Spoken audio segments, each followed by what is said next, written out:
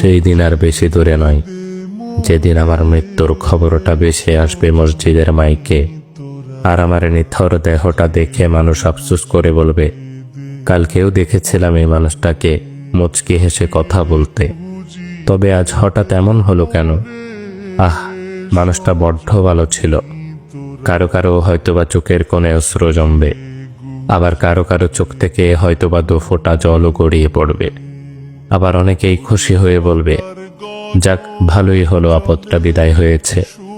বেঁচে থাকতে কি কম জ্বালিয়েছিল? ব্যস্ততার কারণে আমার অনেক কাছের মানুষরাও হয়তোবা আমার জানাজায় উপস্থিত হতে পারবে না।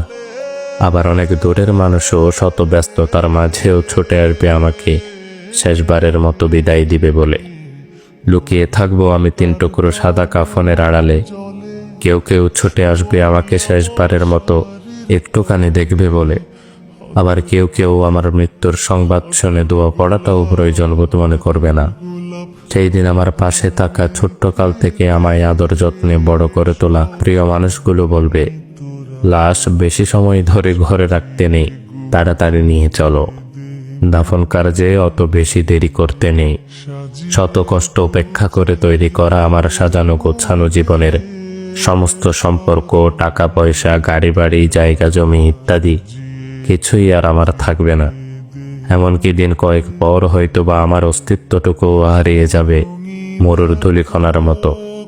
তারপরও কেন জানি আমার অহংকার, সম্পদের লালসা, ক্ষমতার তৃষ্ণা ইত্যাদি যেন দিন দিন বেড়েই চলেছে। একদিন আমার মৃত্যু হবে, আর সবকিছুই ছেড়ে চলে যেতে হবে সেই অন্ধকার কবরে। এই কথা যেন জেনে বুঝেই ভুলে বসে থাকি এই মিথ্যে দুনিয়ার মিথ্যে মায়ার চাদরে নিজেকে জড়িয়ে রেখে। ভালো লাগে না মোর সাদা কাপড়, সাদা কাপড়, সাদা কাপড়।